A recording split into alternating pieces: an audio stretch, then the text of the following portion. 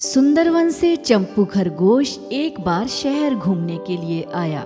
शहर की कठिनाइयों से चंपू अनजान था।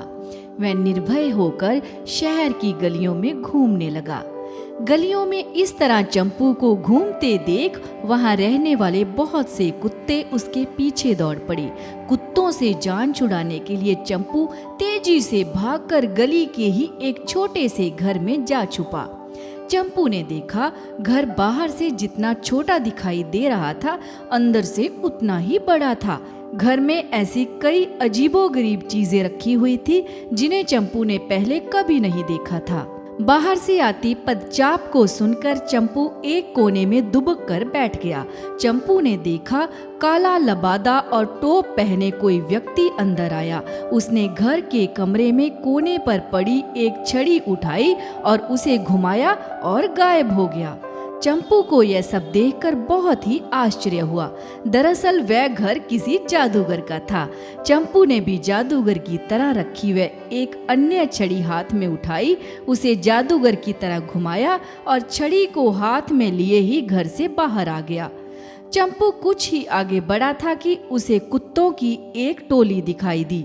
चंपू ने नोटिस किया कि कुत्ते चंपू की तरफ देखकर भी कोई प्रतिक्रिया नहीं कर रहे।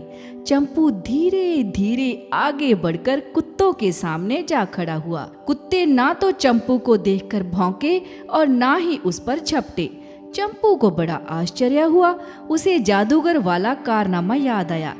वह समझ गया कि वह अदृश्य हो चुका है और अब उसे कोई नहीं देख पा रहा। चंपू निडर होकर जादुई छड़ी लिए खुली सड़क पर चलता हुआ आराम से सुंदरवन लौट आया। सुंदरवन में आने पर वह अपने दोस्तों के बीच पहुंचा। यह क्या, सुंदरवन पहुंचने पर उसके दोस्तों ने भी उसे हेलो ना हाय की। चंपू को जादूगर वाली छड़ी का कारनामा याद आया। उसे हंसी भी आई। वह समझ गया कि वह यहाँ पहुँच तो गया किंतु उसके साथी तो उसे देख नहीं पा रहे।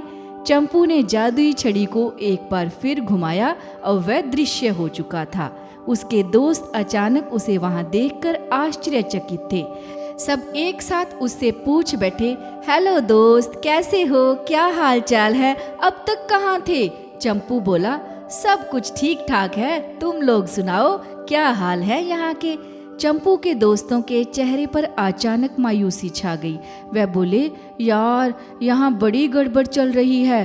कुछ दिनों से रात को रोज कोई न कोई यहाँ घरों में छोटे छोटे बच्चों को उठाकर ले जा रहा है। शेर सिंह ने सब कुछ करके देख लिया किंतु चोर पकड़ में नहीं आ रहा। चंपू का दोस्त शेरू बोला, शेर सिंह ने तो चोर को पकड़ने को यहाँ का गुप्तचर नियुक्त करने का ऐलान भी किया है। इतना ही नहीं, चोर को पकड़ने के लिए पूरी सुरक्षा और बड़ी इनाम राशि देने की भी घोषणा की गई है। हम सब भी चोर को पकड़ने की पूरी कोशिश कर रहे हैं पर नाकामयाबी ही हासिल हुई है। चंपू ने मन ही मन सोचा कि मुझे ही कुछ करना पड़ेगा। उसने दोस्तों से चोर के कारनामों के बारे में पूरी जानकारी ली और उसे पकड़ने की योजना बनाने में लग गया। चंपू ने दिन में सोना शुरू किया और रात को अपनी जादू वाली छड़ी से अदृश्य होकर जंगल में पहरेदारी करने लगा। एक रात उसे जंपी मेमने के घर के बाहर खुसर फुसर सुनाई दी।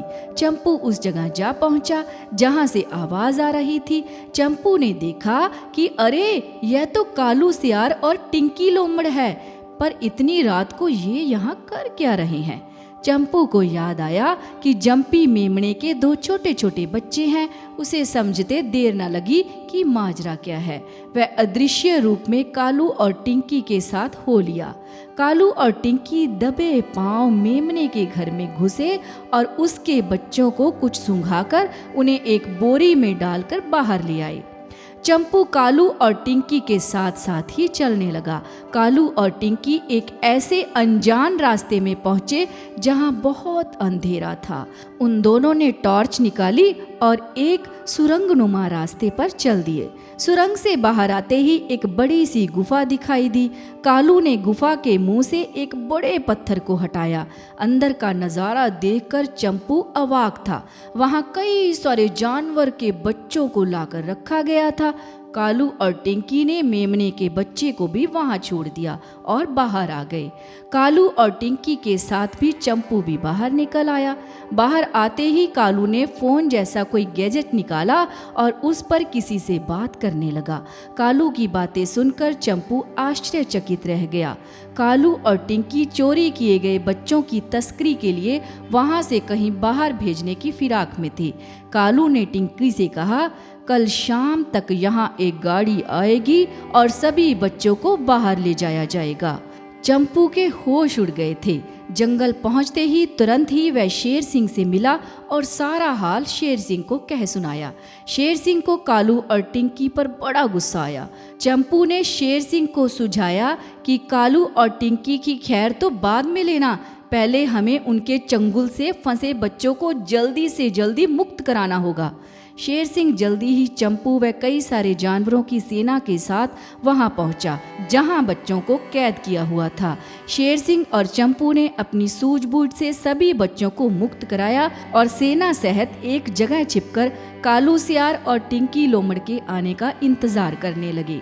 शाम होने में कुछ ही समय बाकी था। कालू और टिंकी टॉर्च जलाकर सुरंग से बाहर आते दिखाई दिए। गुफा के पास आकर वे किसी का इंतजार करने लगे। कुछ ही देर में वहां एक गाड़ी आई जिसमें बैडी भालू बैठा था। बैडी गाड़ी से नीचे उतरा। कालू और टिंकी बैडी को लेकर गुफा के अंदर गए। गुफा के अंदर जानवरों के बच्चों को ना पाकर वे तीनों बड़े अचंभित थे। वे हक्के बक्के होकर गुफा से बाहर आ गए। जैसे ही तीनों चोर बाहर आए, शेर सिंह को उसकी बहुत बड़ी सेना के साथ देखकर बेहोश होकर गिर पड़े। तीनों चोरों को जंगल में लाकर एक पेड़ से बांध दिया गया और होश आने पर उनकी इतनी पिटाई हुई कि उन्हें अच्छी तरह से समझ आ गया था कि बदमाशी करने का क्या परिणाम होता है। चंपू की जादुई छड़ी और उसकी समझदारी से सुंदरवन में फिर पहले जैसी सुख शांति और निर्भयता का वातावरण स्थापित हो गया। शेर सिंह ने चंपू की बहुत तारीफ की और उसे अपना गुप्तचर नियुक्त कर ढेर सारा इनाम भी दिया। चंपू मन ही मन बहुत खुश था।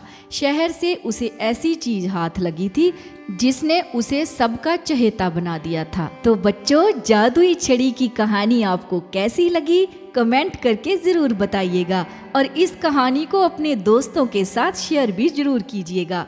और अगर आपने अभी तक चैनल को सब्सक्राइब नहीं किया तो चैनल को सब्सक्राइब कर दीजिए और घंटी का बटन भी जरूर दबा दीजिए ताकि ऐसी और इंटरेस्टिंग कहानियाँ आप तक पहुँच सके।